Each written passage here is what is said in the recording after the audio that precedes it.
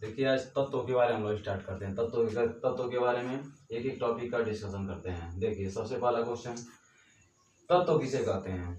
एक ही प्रकार के परमाणुओं के मिलने से किसका निर्माण होता है? तत्वों का निर्माण होता है। मतलब तो जितने तत्व होते हैं सारे के परमाणु एक जैसे होते हैं। एक और इसका परिभाषा होता है, तत्व वे पदार्थ होते हैं जिन्हें भौतिक एवं रासायनिक विधियों के द्वारा सरल अवयवों में विभाजित नहीं किया सकता है। या फिर तत्व वे पदार्थ होते हैं जिसे तोड़ा नहीं जा सकता है। या फिर तत्व वे पदार्थ होते हैं जिसे अवघटित नहीं किया सकता है। जैसे देख लीजिए, सोना, चांदी, एल्यूमिनियम, कॉपर, फेरस, ये सारे के सारे क्या हैं? तत्व हैं। ठीक है। और देखिए आज तक कुल 118 तत्वों की खोज हुई है। 118 तत्वों में क्या क्या है?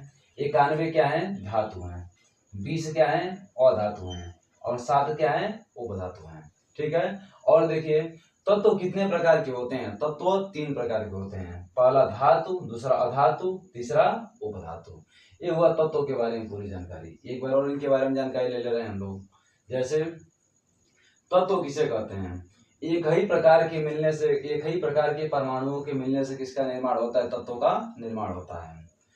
जैसे सोना, चांदी, एल्यूमिनियम, कॉपर, फेरस, मतलब आवर्त सारणी में जो 118 को तत्व हैं, सभी के सभी क्या है? तत्व हैं। जैसे प्रश्न मैंने आज तक कितने तत्वों की खोज हो चुकी है?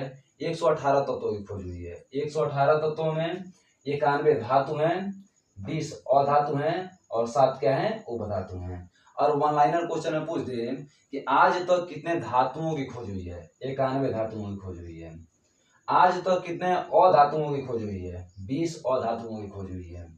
आज तक कितने उपधातुओं की खोज हुई है? 7 उपधातुओं की खोज हुई है।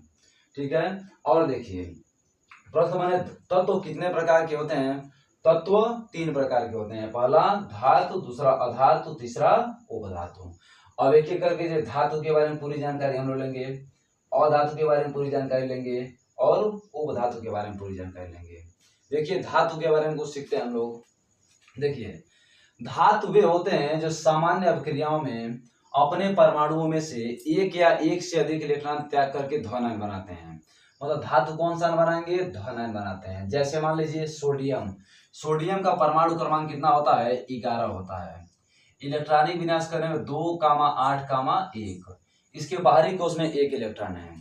बोरबरी नामक एक वैज्ञानिक थे जिन्होंने बताया था कि जिस तत्व के परमाणु के बाहरी कोश में 4 से कम इलेक्ट्रॉन होते हैं दूसरे को इलेक्ट्रॉन देता है, और जिस तत्व के परमाणु के बाहरी कोश में 4 से अधिक इलेक्ट्रॉन होते हैं दूसरे से इलेक्ट्रॉन लेता है।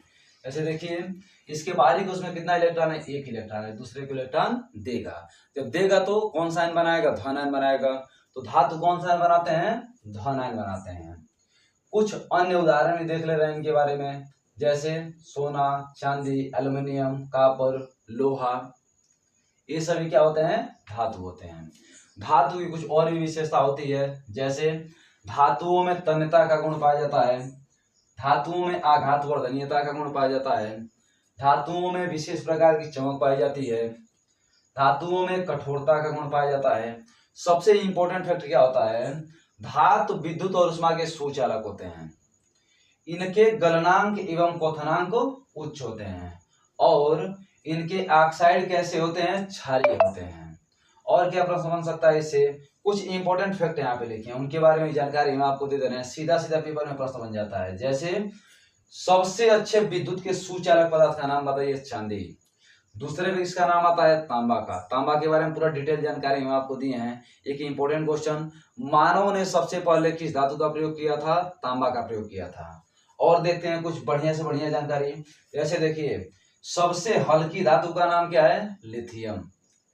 सबसे भारी धातु का नाम क्या है? ऑस्मियम। सबसे मजबूत धातु का नाम क्या है? टंगस्टन। क्या नाम उसका? टंगस्टन। फार्मूला क्या होता है? W। फिर सबसे कठोर धातु का नाम क्या है? क्रोमियम। सबसे तन्य धातु का नाम क्या है? सोना। सबसे अधिक आघातवर्धनीयता किस धातु में पाई जाती है? सोना में। सोना के बारे में बड़ा बढ़िया जानकारी हम आपको दिए हैं। ये भी बताए थे कि 1 ग्राम सोना से 2 किलोमीटर वायर खींचा जा सकता है। चलिए और कुछ जानकारी लेते हैं इनके बारे में।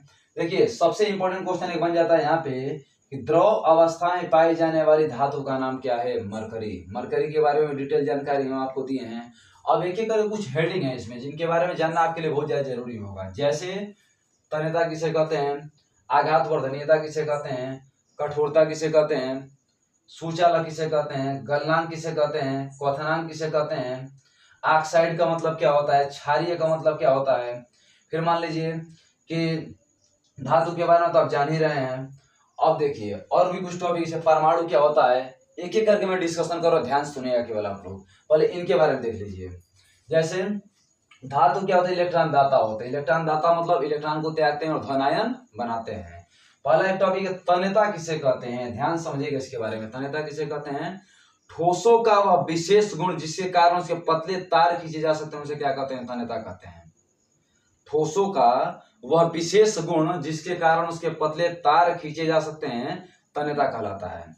सबसे अधिक तन्यता किसमें पाया जाता है, आघातवर्धनीयता में पाया जाता है। और देखते हैं टॉपिक, सबसे तन्यता किसमें पाया जाता है, सोना में पाया जाता है। अब आघातवर्धनीयता किसे कहते हैं, वे ठोस पदार्थ जिन्हें पीटने पर पतली चादर के रूप में फैल जाते हैं, क्या कहलाते हैं, आघातवर्धनीयता कहलाते हैं। देखिए सबसे अधिक तन्यता और सबसे अधिक आघातवर्धनीयता किसमें पाई जाती है, सोना में ही पाई जाती है। और देखते हैं कठोरता किसे कहते हैं, किसी एक पदार्थ का दूसरे पदार्थ से खरोचने की क्षमता क्या कहलाती है, कठोरता कहलाती है। जो पदार्थ जितना अधिक कठोर होगा उसके अंदर खरोचने की क्षमता उतनी ही अधिक होगी। जैसे सबसे कठोर पदार्थ का नाम क्या है, हीरा। सबसे कठोर अधातु का नाम क्या है, हीरा। सबसे कठोर धातु का नाम क्या है, क्रोमियम। ठीक है। और देख रहे हैं हम लोग, जैसे गलनांक किसे कहते हैं, क्वथनांक किसे कहते हैं। गलनांक वह निश्चित ताप जिस पर कोई ठोस पदार्थ द्रव अवस्था में बदल जाता है, या फिर वह निश्चित ताप जिस पर कोई ठोस गलने लगता है, उसे क्या कहते हैं, गलनांक कहते हैं।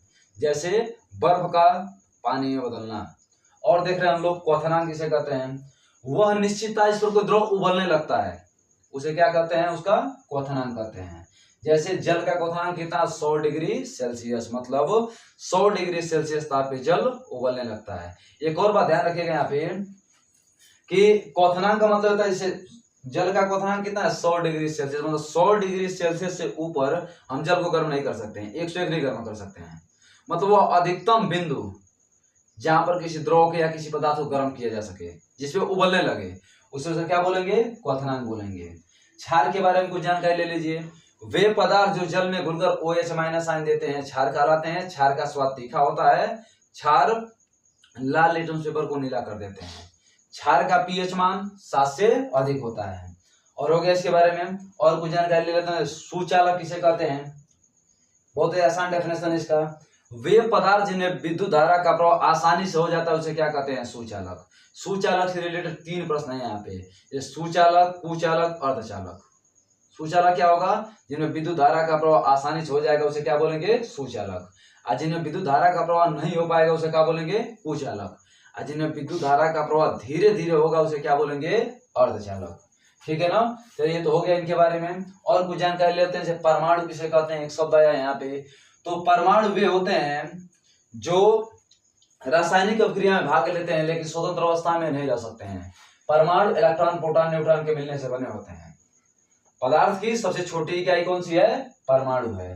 परमाणु शब्द का प्रयोग सर्वप्रथम किस वैज्ञानिक ने किया था, डाल्टन ने किया था। ठीक है। तो अभी ये 2 टॉपिक हुए कि कौन कौन से, तत्व और धातु। इस तरीके से करके हम लोग अधातु के बारे में जानकारी लेंगे, उपधातु के बारे में जानकारी लेंगे। ठीक है ना। तो अगले स्लाइड पे देख रहे हैं हम लोग किसके बारे में, अधातु के बारे में और उपधातु के बारे में। ठीक है। आइए अधातु के बारे में जानकारी लेते हैं। पहला क्वेश्चन है कि अधातु किसे कहते हैं। तो वे पदार्थ जो सामान्य अभिक्रियाओं में अपने परमाणुओं में दूसरे परमाणुओं से एक या एक से अधिक इलेक्ट्रॉन लेकर के ऋण आयन बनाते हैं, अधातु कहलाते हैं। अधातु क्या होते हैं, इलेक्ट्रॉन ग्राही होते हैं। जैसे धातु इलेक्ट्रॉन दाता होते हैं, वैसे अधातु इलेक्ट्रॉन ग्राही होते हैं। धातु इलेक्ट्रॉन देते हैं तो अधातु इलेक्ट्रॉन लेते हैं। तो कह सकते हैं कि इलेक्ट्रॉन ग्रहण करके कौन सा आयन बनाते हैं, ऋण आयन बनाते हैं। जैसे क्लोरीन 1 इलेक्ट्रॉन लेगा तो इसी ओर कितना ऋण आयन रहेगा, 1 ऋण आयन रहेगा। एक बात और जान लीजिए थोड़ा सा, क्लोरीन का परमाणु क्रमांक कितना होता है, 17। परमाणु क्रमांक किसे कहते हैं, इसके बारे में जानकारी हम आपको देंगे। देखिए तो इसके इलेक्ट्रॉनिक विन्यास करने पे 2, 8, 7, इसके बाहरी कोश में कितना इलेक्ट्रॉन है, 7 इलेक्ट्रॉन है, मतलब 4 से अधिक इलेक्ट्रॉन है, 4 से अधिक इलेक्ट्रॉन वो दूसरे से इलेक्ट्रॉन लेगा, तो लेगा तो कौन सा आयन बनाएगा, रेड आयन बनाएगा। तो ये क्लोरीन क्या है, अधातु है। तो कह सकते हैं जो इलेक्ट्रॉन ग्रहण करके रेड आयन बनाएंगे उन्हें क्या बोलेंगे, अधातु बोलेंगे। इसके और उदाहरण देख ले रहे हैं हम लोग, जैसे ऑक्सीजन, नाइट्रोजन, ब्रोमीन इत्यादि। ऐसे ऑक्सीजन का परमाणु क्रमांक कितना होता है, 8 होता है। इलेक्ट्रॉनिक विन्यास 2,6, बाहरी को उसमें 6 इलेक्ट्रॉन है, 2 इलेक्ट्रॉन इसको चाहिए, 2 इलेक्ट्रॉन चाहिए तो ये कौन सा आयन बनाएगा, 2 रेड आयन बना लेगा, ठीक क्या हो जाएगा, अधातु हो जाएगा। जैसे नाइट्रोजन का परमाणु क्रमांक कितना होता है, 7 होता है, इलेक्ट्रॉनिक में 2,5, बाहरी को उसमें 5 इलेक्ट्रॉन, 3 इलेक्ट्रॉन इसको चाहिए तो 3 को रेड आयन बनाएगा, तो भी क्या हो जाएगा, अधातु हो जाएगा, ठीक है ना। इस तरह से ब्रोमीन हुआ। आगे और देख रहे हैं हम लोग, अधातु के और गुण क्या होते हैं। अधातु विद्युत और ऊष्मा क्या होते हैं, कुचालक होते हैं। अभी हम जानकारी में आपको दिए हैं सुचालक और कुचालक, अर्धचालक, एक बार और रिवीजन करते रहे। कुचालक किसे कहेंगे, वे पदार्थ जिन्हें विद्युत धारा का प्रवाह नहीं हो पाएगा उसे क्या बोलेंगे, कुचालक। मानो अधातु जितने होते हैं उनके अंदर विद्युत धारा का प्रवाह नहीं हो पाता है, केवल ग्रेफाइट को छोड़ करके। अभी हम अपवाद में लिखेंगे यहाँ पे जी, सुचालक अधातु का नाम क्या है, ग्रेफाइट। और इसका गुण क्या होता है, अधातु में भंगुरता का गुण पाया जाता है, अधातुओं के हाइड्राइड वाष्पशील होते हैं। कुछ आईएमपी फैक्ट है इसके बारे में, उसके बारे में जानकारी हम आपको दे दें। सीधा सीधा लिखा हुआ प्रश्न आ जाता है कि सबसे कठोर अधातु का नाम क्या है, हीरा। सबसे कठोर पदार्थ का नाम पूछे तभी भी क्या होगा, हीरा ही होगा। और देखिए विद्युत का सुचालक अधातु का नाम बताइए, ग्रेफाइट इकलौता है जो विद्युत का सुचालक हो उसका नाम, और अधातु भी हो उसका नाम क्या है, ग्रेफाइट। फिर देखते हैं द्रव अवस्था में पाई जाने वाली अधातु का नाम बताइए, ब्रोमीन। द्रव अवस्था में पाई जाने वाली अधातु का नाम क्या है, ब्रोमीन। इस तरीके से करके हम लोग अधातु के बारे में जानकारी लिए हैं। अभी एक एक टॉपिक का भी डिस्कशन किया जाएगा, फिलहाल पहले देख लीजिए किसके बारे में, उपधातु के बारे में। उपधातु किसे कहते हैं, ठीक है बाबू, देखिए उपधातु किसे कहेंगे, वे पदार्थ जिनमें धातु और अधातु दोनों के गुण विद्यमान रहते हैं उपधातु कहलाते हैं। मतलब कभी कभी इलेक्ट्रॉन ले लेंगे, कभी कभी दे देंगे, कभी सुचालक होंगे कभी कुचालक होंगे, मतलब धातु और अधातु दोनों का गुण अपने अंदर रखते हैं, उन्हें क्या कहते हैं, उपधातु कहते हैं। जैसे जर्मेनियम, सिलिकॉन, आर्सेनिक, एंटीमनी, ये सभी क्या होते हैं, उपधातु होते हैं। एक सबसे बड़ी विशेषता क्या होती है, जितने उपधातु होते हैं सब विद्युत और ऊष्मा के अर्धचालक होते हैं। अर्धचालक का मतलब जिन्हें सुचालक और कुचालक दोनों का गुण पाया जाए उसे क्या बोलेंगे, अर्धचालक, ठीक है ना। ये तो जानकारी ले हम लोग उपधातु के बारे में। और कुछ इंपॉर्टेंट फैक्ट भी हैं, जैसे में कुचालक किसे कहते हैं, भंगुरता किसे कहते हैं। फिर मान लीजिए ऑक्सीजन के बारे में कुछ प्रश्न, नाइट्रोजन के बारे में कुछ प्रश्न, ब्रोमीन के बारे में कुछ प्रश्न, इलेक्ट्रॉन के बारे में कुछ प्रश्न, इनके बारे में भी एक एक करके डिस्कशन कर दे रहा हूँ। लेकिन एक स्पेशल वीडियो इनके बारे में आएगा, जैसे इलेक्ट्रॉन के बारे में पूरी इलेक्ट्रॉन की विशेषताएं बताऊंगा लिख करके। फिर जैसे पूरा कुचालक के बारे में पूरा डिटेल में जानकारी दूंगा, भंगुरता के बारे में पूरी जानकारी मैं आपको दूंगा। फिर मान लीजिए कि कठोरता के बारे में पूरी जानकारी, सब जितने टॉपिक है इसमें एक एक वर्ड जो है सबके बारे में एक एक करके मैं डिस्कशन करूंगा। आज शॉर्ट में बता दे रहा हूँ, जब वीडियो लेकर आऊंगा तो पूरा डिटेल में बताऊंगा इसके बारे में। देखिए जैसे मान लीजिए पहला प्रश्न, कुचालक किन्हें बोलेंगे, वे पदार्थ जिन्हें विद्युत धारा का प्रवाह नहीं हो पाता उसे क्या कहते हैं, कुचालक। भंगुरता किसे कहते हैं, वे पदार्थ जो पीटने पर छोटे छोटे टुकड़ों में टूट जाते हैं भंगुरता कहलाते हैं। वे पदार्थ जो पीटने पर छोटे छोटे टुकड़ों में टूट जाते हैं क्या कहलाते हैं, भंगुरता कहलाते हैं। और देखिए ऑक्सीजन के बारे में कुछ जानकारी ले लीजिए। किस गैस को प्राणवायु के नाम से जाना जाता है, ऑक्सीजन को। किस गैस को प्राणदायिनी के नाम से जाना जाता है, ऑक्सीजन को। कौन सी ऐसी गैस है जो स्वयं नहीं जलती है किंतु जलाने में सहायक होती है, ऑक्सीजन। भूपर्वती पर सर्वाधिक मात्रा में पाई जाने वाली अधातु का नाम क्या है, ऑक्सीजन। एक और क्वेश्चन बने, धरातल पर सबसे अधिक मात्रा में पाई जाने वाली गैस कौन सी है, ऑक्सीजन। एक और क्वेश्चन, कौन सी ऐसी गैस है जो स्वयं नहीं जलती किंतु जलाने में सहायक होती है, ऑक्सीजन। ऑक्सीजन खोज किसने किया था, जोसेफ प्रेस्टले ने किया था। इसका परमाणु क्रमांक 8 होता है, परमाणु भार 16 होता है। नाइट्रोजन के बारे में कुछ जानकारी ले लीजिए। जैसे वायुमंडल में सबसे अधिक मात्रा में कौन सी गैस पाई जाती है, नाइट्रोजन। फिर कितना प्रतिशत पाई जाती है, 78%। पौधे नाइट्रोजन को किस रूप में ग्रहण करते हैं, नाइट्रेट के रूप में ग्रहण करते हैं। फिर मान लीजिए और प्रश्न, नाइट्रोजन स्थिरीकरण प्रक्रिया में कौन सा जीवाणु सहायक होता है, राइबोसोम नामक जीवाणु सहायक होता है। फिर एक और क्वेश्चन, जब हम लोग श्वास लेते हैं तो कितना प्रतिशत नाइट्रोजन लेते हैं? 78% नाइट्रोजन लेते हैं। ठीक है, और देखते हैं इसके बारे में एक और क्वेश्चन, यूरिया में नाइट्रोजन कितना प्रतिशत पाया जाता है? 46.66% पाया जाता है। प्रयोगशाला में सबसे पहले किस कार्बनिक पदार्थ का निर्माण किया गया था? यूरिया का। किसने किया था? हॉलर ने किया था। ठीक है ना। चलिए ब्रोमीन के बारे में कुछ जानकारी हम आपको दे दे रहे हैं। जैसे द्रव अवस्था में पाए जाने वाली अधातु का नाम क्या है? ब्रोमीन। और देखिए क्लोरीन के बारे में कुछ जानकारी ले लीजिए। कौन सी ऐसी गैस जो फूलों का रंग उड़ा देती है? क्लोरीन। क्लोरीन क्या है? अधातु है। इसका परमाणु क्रमांक कितना होता है? 17। परमाणु भार कितना होता है? 35.5। इलेक्ट्रॉन के बारे में कुछ जानकारी ले लीजिए। जैसे इलेक्ट्रॉन का द्रव्यमान कितना होता है? 9.16 गुणे 10 के पावर माइनस 31 किलोग्राम। इलेक्ट्रॉन फिर आवेश कितना होता है? -1.6 गुणे 10 के पावर माइनस 19 कूलम। इलेक्ट्रॉन की खोज किसने किया था? थॉमसन ने किया था। इलेक्ट्रॉन पाया कहाँ पे जाता है? इलेक्ट्रॉन नाभिक के चारों ओर भिन्न भिन्न द्रव्यवर्ती कक्षाओं में चक्कर लगाता रहता है। और देखते हैं, देखिए परमाणु के नाभिक में रहे प्रोटॉनों की संख्या इलेक्ट्रॉनों की संख्या के बराबर होती है। ठीक है ना।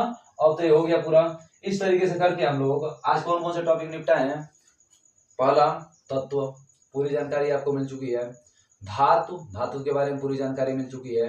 अधातु, इसके बारे में पूरी जानकारी मिल चुकी है।